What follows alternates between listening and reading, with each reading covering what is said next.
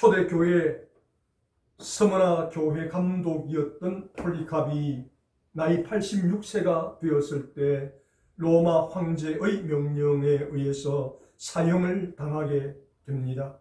사형을 집행하던 집행관이 이 폴리캅의 인격을 잘 알고 있었기에 폴리캅에게 이야기합니다. 폴리캅 감독님, 한 번만 예수님 모른다고 작은 소리로 한 번만 이야기해 주십시오.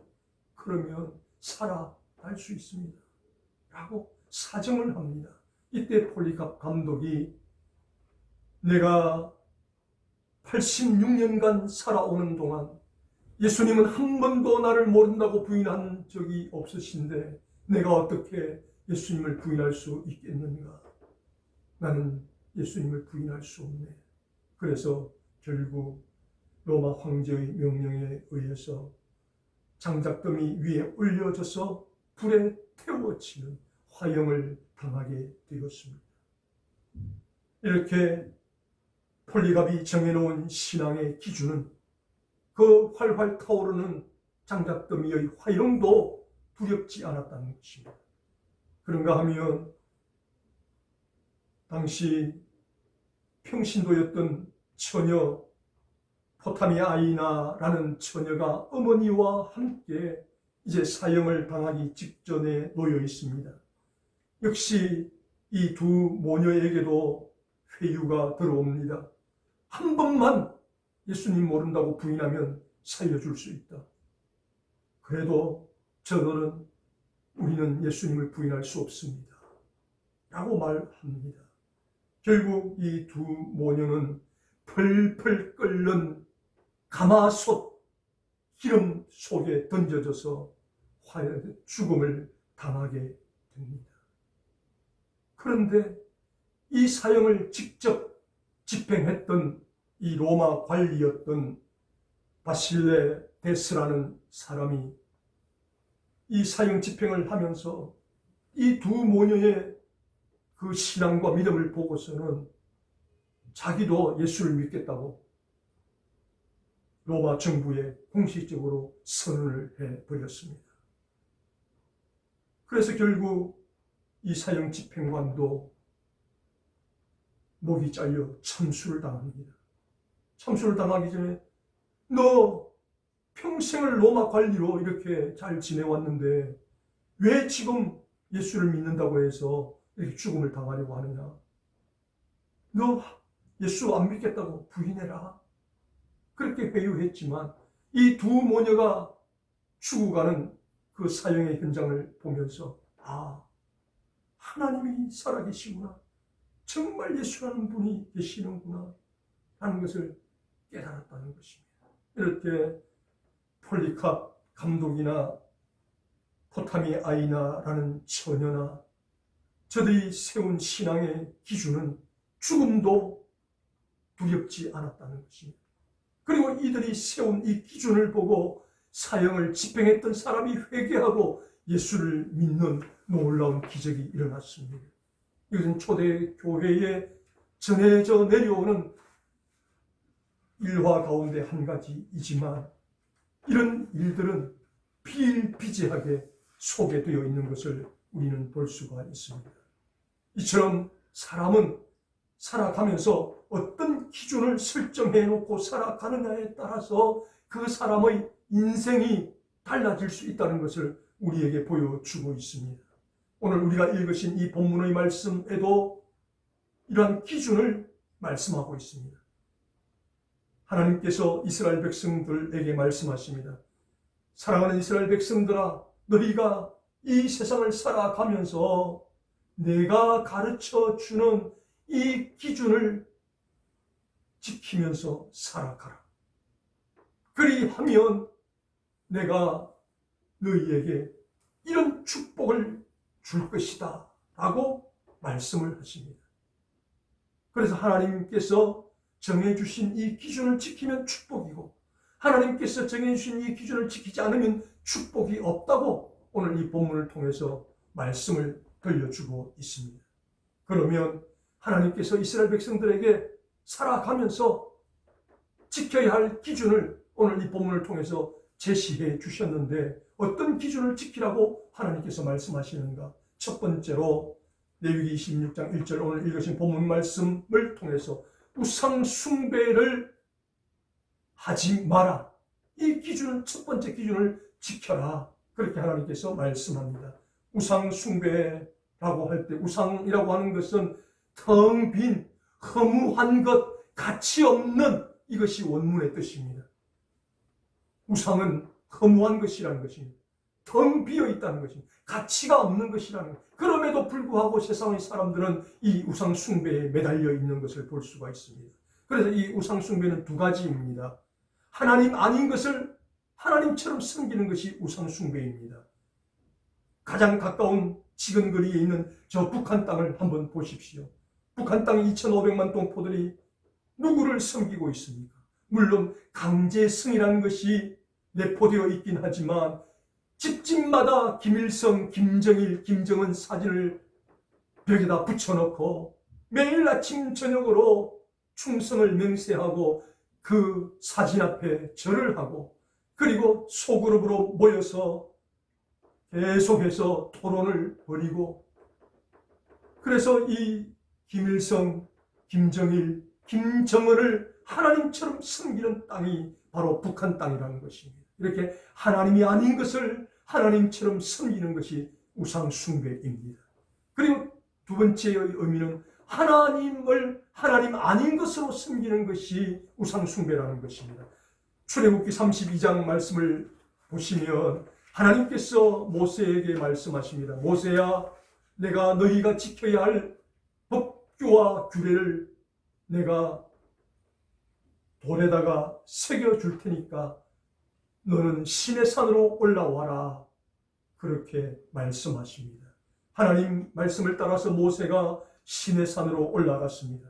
시내 산으로 올라가서 40일 금식하며 하나님 앞에 말씀을 주시기를 기다리는 모세입니다. 그런데 모세가 올라가고 나서 산 아래에서는 백성들이 난리가 납니다.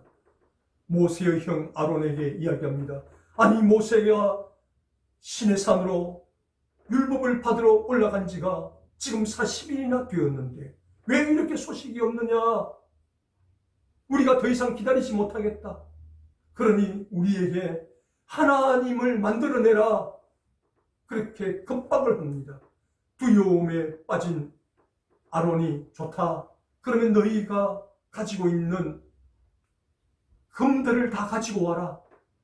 그래서 금붙이를 전부 다 백성들이 가져오자 그것을 불에 녹여가지고 금송아지를 형상화해서 만들어서 백성들에게 주면서 이것이 너희의 하나님이다. 자, 섬겨라. 그래서 이스라엘 백성들이 그 금송아지를 단 위에 올려다 놓고 이 금송아지가 우리의 하나님이라고 섬기는 그런 웃지 못할 일이 출애굽기 32장 말씀을 통해서 소개되는 것을 볼 수가 있습니다. 이렇게 우상 숭배라고 하는 것은 하나님이 아닌 것을 하나님으로 섬기는 것이 우상 숭배이고 하나님을 하나님 아닌 것으로 섬기는 것이 우상 숭배라는 것입니다. 오늘 우리 대한민국을 비롯한 자유주의 국가에서 어떤 일들이 일어나고 있습니까? 우리는 아니라고 부인할 수 있겠지만 돈이, 권력이, 명예가, 권세가 우상 숭배가 되어버린 시대를 우리는 살아가고 있는 것을 볼 수가 있습니다. 그래서 하나님보다 더 우위에 놓고 하나님보다 더 사랑하는 것이 우상 숭배라는 사실입니다. 이렇게 돈의 노예가 되고 권력의 노예가 되고 명예의 노예가 된 이 모습이 바로 우상 숭배를 하는 것이라는 것입니다. 그래서 하나님께서 너희가 이 세상을 살아가면서 하나님 아닌 것을 하나님으로 섬기지 않고 하나님을 하나님 아닌 것으로 섬기지 않고 돈이나 명예와 권력에 취하지 않고 하나님보다 더 사랑하지 않는 우상 숭배를 하지 아니하면 내가 너희에게 축복을 허락하리라 말씀하고 계시는 본문이 오늘 말씀이라는 것입니다. 그래서 이 말씀은 오늘 저와 여러분에게도 똑같이 적용이 되어집니다. 저와 여러분에게도 하나님 똑같이 말씀합니다. 내가 너희에게 말한다. 너희가 어떤 기준과 가치를 가지고 살아가야 할 것인가? 이 세상을 살면서 절대로 우상 숭배를 하지 않는 가치와 기준을 가지고 살아가라. 그리하면 내가 너희에게 복을 줄 것이다. 그러나 너희가 우상 숭배를 하면 복이 없을 것이고 우상 숭배를 하지 않으면 복이 있게 될 것이다 라고 저와 여러분에게도 똑같이 말씀하고 계십니다. 그래서 우리가 눈에 보이는 우상에게 절은하지 않는다 할지라도 우리가 혹시 하나님보다 더 사랑하는 것이 있지는 않은지 우리 자신을 돌아보면서 하나님보다 더 사랑하는 것이 없도록 만들어가는 것이 우상 숭배를 금하는 사실이라는 것을 기억하고 이 첫 번째 기준과 원칙, 하나님께서 정해주신 이 원칙, 일평생 사는 날 동안 우상 숭배를 하지 않는 이 기준과 원칙을 지킴으로 하나님께서 저와 여러분에게 주시고자 하는 축복을 받아서 누리게 되기를 주님의 이름으로 축원합니다. 아멘. 두 번째로 하나님께서 이스라엘 백성들에게 말씀하십니다. 너희가 두 번째로 가치와 기준으로 삼아야 할 것이 무엇인가? 안식일을 지키는 것을 너희의 기준으로 삼아야 한다라고 말씀합니다. 2절 상반절 말씀에 하나님은 이렇게 말씀합니다. 너희는 나의 안식일을 지키며 라고 말씀합니다. 안식일을 지키며. 그런데 이 안식일을 지키는데 하나님께서 무엇이라고 말씀합니까? 나의 안식일을 지키며 라고 말씀합니다. 우리가 주일날 나와서 예배하는 이것이 나의 주일이 아니라는 것입니다. 하나님의 주일이라는 것입니다. 아멘. 그래서 우리가 주일 하나님 앞에 예배 드릴 때마다 우리는 분명히 다시 한번 기억해야 합니다. 하나님의 주일을 지키기 위해서 나왔습니다. 라고 고백해야 된다는 것입니다. 마지못해서 억지로 나오는 주일이 되어서는 안 된다는 것입니다. 하나님의 주일을 지키기 위해서 우리가 이 주일 성수를 최우선에 놓고 나머지 시간들을 차선에 놓고 지켜야 이것이 바른 주일 성수 안식일의 준수가 된다는 것입니다. 그럼 이 안식일의 준수가 어떻게 이루어집니까? 엿새 동안은 이 세상에서 열심히 우리가 일을 하면 됩니다. 그리고 제7일째 이 안식일 주일날 나의 안식일을 지키라는 하나님 말씀에 순종하여 온전히 하나님 앞에 이 거룩한 주일을 예배로 영광 올려드리는 이것이 나의 안식일을 지키라는 하나님의 말씀에 순종하는 모습이라는 것입니다. 18세기 말 프랑스 혁명이 일어났습니다. 프랑스 혁명이 일어나고 정권을 잡은 자들이 무신론자들이었습니다. 이 무신론자들이 하나님 말씀을 비난하면서 하나님의 말씀을 업수히 여기면서 자, 이제부터 우리는 주 8일째를 실시한다 라고 선포했습니다. 그래서 7일간 일을 하고 8일째 하루를 쉰다. 그렇게 해서 정권을 잡은 이 무신론자들에 의해서 프랑스가 그때부터 이제 지금까지 지켜오던 주 7일 안식일을 하루 더 연장해서 7일을 일하고 8일째 쉬는 제도를 실시했습니다. 그랬더니 전 프랑스의 공장마다 생산성이 40%나 감소하는 일이 일어났습니다. 그래서 정권을 잡았지만 생산성이 40%나 떨어지니까 저들이 다시 철회를 하고 도리어 다시 주 7일째로 환원하는 일이 일어났습니다. 지금 러시아, 구소련도 마찬가지입니다. 구소련에서도 저들이 하면서 이제 우리가 주 10일째를 실시하자. 그러면 9일을 일하고 하루를 쉬면 더 많은 생산량을 가져올 것이 아닌가. 그렇게 생각하고 9일 동안 세상에서 일하고 10일째 하루를 쉬도록 하였습니다. 그렇게 실시한 결과 또 생산성이 30%나 감소하는 결과를 맞았습니다. 그래서 결국 이렇게 가서는 안 되겠구나 싶어서 다시 주 7일째로 환원하게 되었다라는 사실입니다. 이렇게 사람은 얄팍한 생각을 가지고 어떻게 하든 이 그러한 주일을 지키지 못하도록 하고, 주일보다 더 많은 시간을 일하면 생산성이 극대화될 것으로 생각했지만, 주일보다 더 많은 시간을 일했지만 생산성은 떨어지는 이런 결과들이 일어났다라는 사실입니다. 영국의 더 타임지에서 사람들을 대상으로 조사를 해 보았습니다. 조사를 했더니 결과가 어떻게 나왔는가? 예수를 믿고 교회 나가서 일주일에 한 번이라도 예배를 드린 사람과 예배를 드리지 않은 사람의 상관관계, 특히 수명 관계, 건강 관계를 조사했더니 일주일에 한 번이라도 교회 나가서 예배를 드린 사람이 예배를 드리지 않는 무신론자들보다, 불신자들보다 7년을 더 산다라는 그런 통계를 얻게 되었다는 것입니다.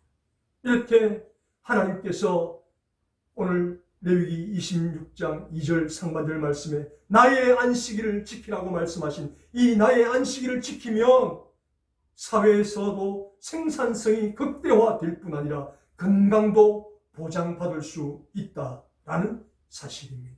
이렇게 하나님께서는 내가 너희에게 두 번째 가치 기준을 설정해 주겠다. 너희가 나의 안식일을 바르게 지키면 내가 너희에게 복을 줄 것이지만 너희가 나의 안식일을 바로 지키지 않으면 너희에게 복이 임하지 않을 것이다 라고 이스라엘 백성들과 오늘 저와 여러분들에게 똑같이 말씀하고 계신다라는 사실입니다.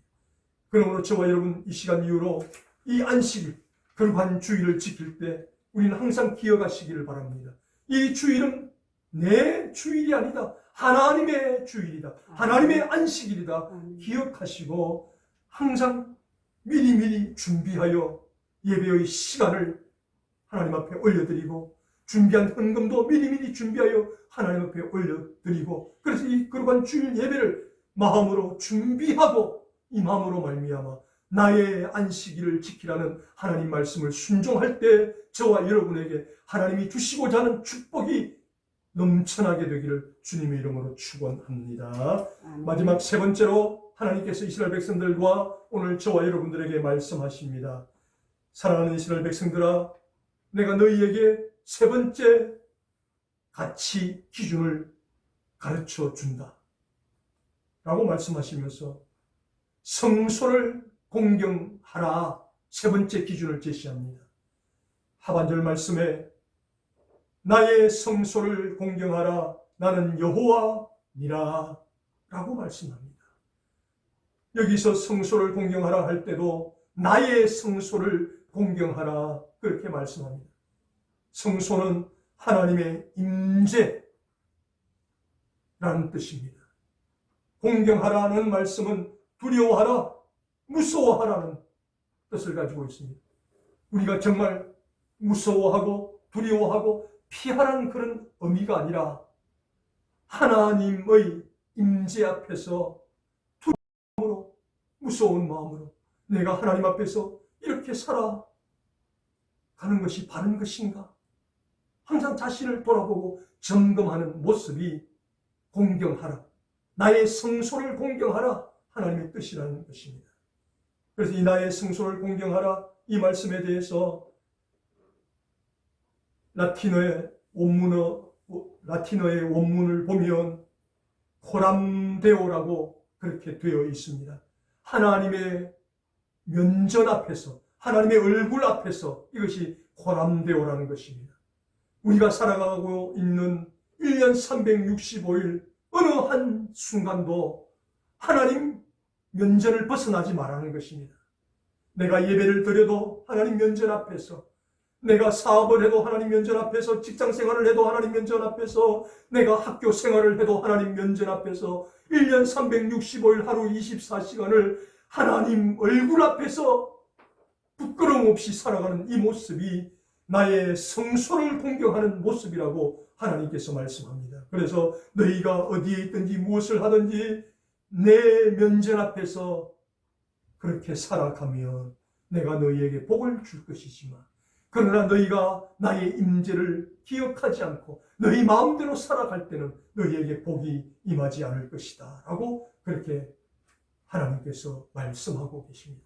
미국의 12대 대통령이었던 제크리 테일러 장군이 대통령으로 당선이 되었습니다. 대통령으로 당선되고 나서 1849년 3월 4일 이제 취임식 날짜가 헌법에 결정이 되어 있습니다. 그런데 이 3월 4일이 주일입니다. 그래서 이 제크리 장군이 나는 하나님 앞에 예배해야 하는 그러한 주일날 대통령 취임식을 할 수 없습니다.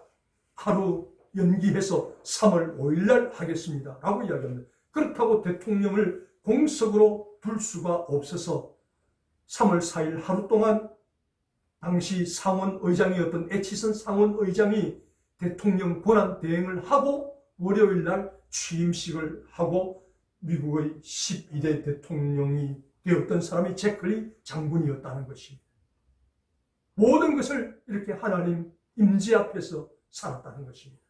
내가 대통령 취임하는 것보다 그러한 주일 하나님 앞에 나와 예배 드리는 것이 더 귀하다라고 생각했기 때문에 그는 주일날 취임식을 거부했습니다. 헌법이 정해놓았지만 하루 연기해서 3월 5일 월요일날 취임식을 하는 그런 결단이 있었다는 것입니다.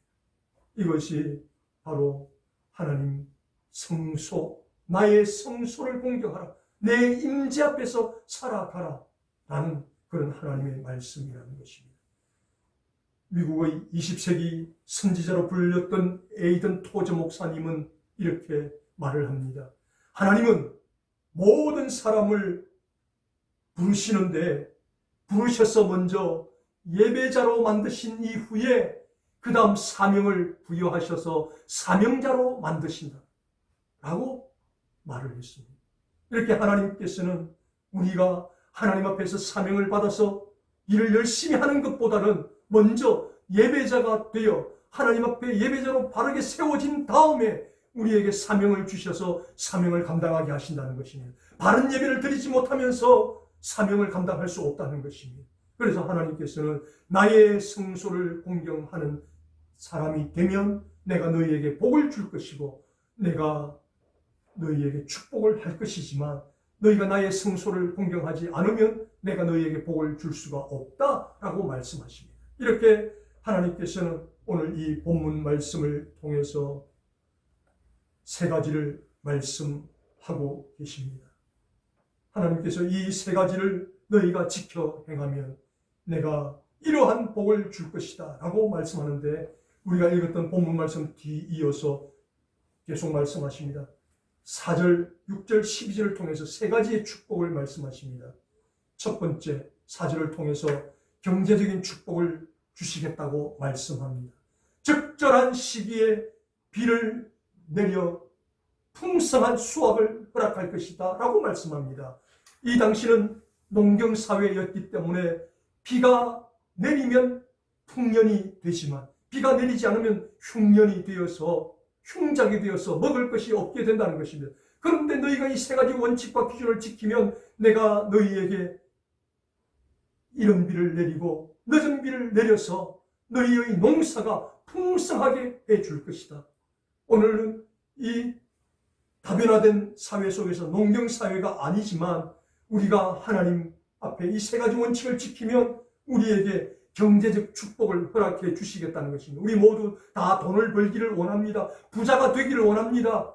그런데 내가 새벽부터 밤늦게까지 땀 흘리며 수고한다고 부자가 되는 것이 아니라는 것입니다. 하나님께서 제시하신 이 세 가지의 원칙을 지키면 하나님께서 경제적 축복을 허락하시겠다고 말씀합니다. 아멘. 다음 두 번째로 6절 말씀에 영적인 축복을 허락하시겠다고 말씀합니다. 너희가 어디에 있든지 무엇을 하든지 너희에게 평화를 줄 것이다, 샬롬을 줄 것이다 라고 말씀합니다. 하나님께서 이 세 가지 원칙을 지키는 개인과 가정과 교회와 국가 위에는 항상 하나님의 평화를 주시겠다고 말씀합니다. 이 평화의 의미는 안전, 행복, 건강, 번영이라는 뜻을 가지고 있습니다. 너희가 이 세 가지 원칙을 지키면 너희는 안전을 보장받을 수 있고, 너희는 번영할 수 있고, 너희는 행복할 수 있고, 너희는 건강할 수 있는 것이다 라고 말씀합니다. 그래서 이 세 가지 원칙을 지키면 너희의 각 모든 영역에 내가 평화를 허락할 것이다 라고 말씀합니다. 그리고 이 세 가지 원칙을 지키면 12절 말씀을 통해서 내가 항상 너희와 함께하는, 내가 너희의 하나님이 되는 임마누엘의 축복을 허락할 것이다 라고 하나님께서 약속을 하고 계십니다. 우리가 어디에 있든지 무엇을 하든지 간에 하나님께서 우리와 함께 하신다면 이것보다 더 든든한 배경은 없을 것입니다.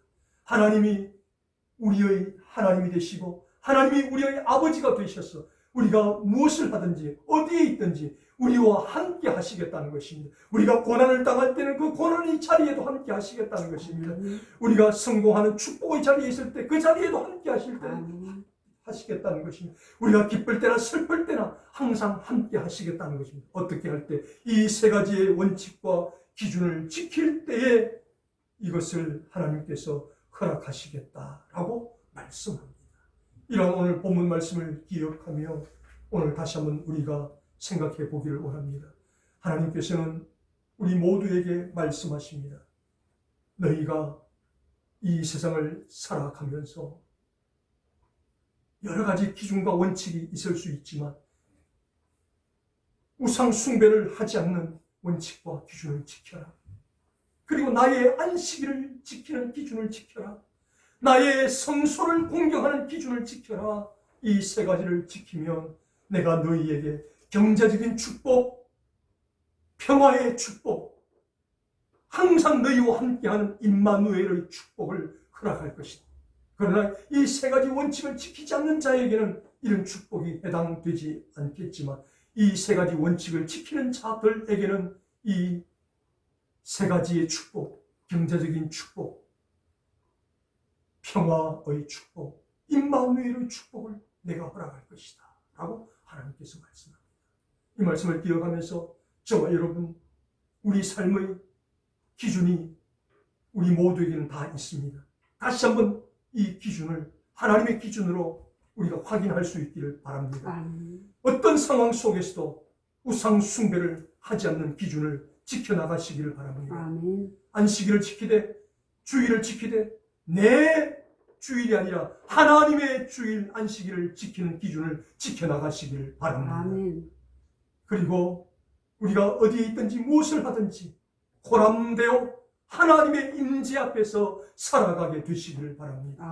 그렇게 할 때 하나님께서 우리에게 물질의 풍요로운 경제적인 축복도 허락하시고 안전과 번영과 건강의 축복도 허락하시고 어디에 있든지 무엇을 하든지 항상 우리와 함께 하시는 임마누엘의 축복을 경험하는 저와 여러분 될 수 있기를 주님의 이름으로 축원합니다.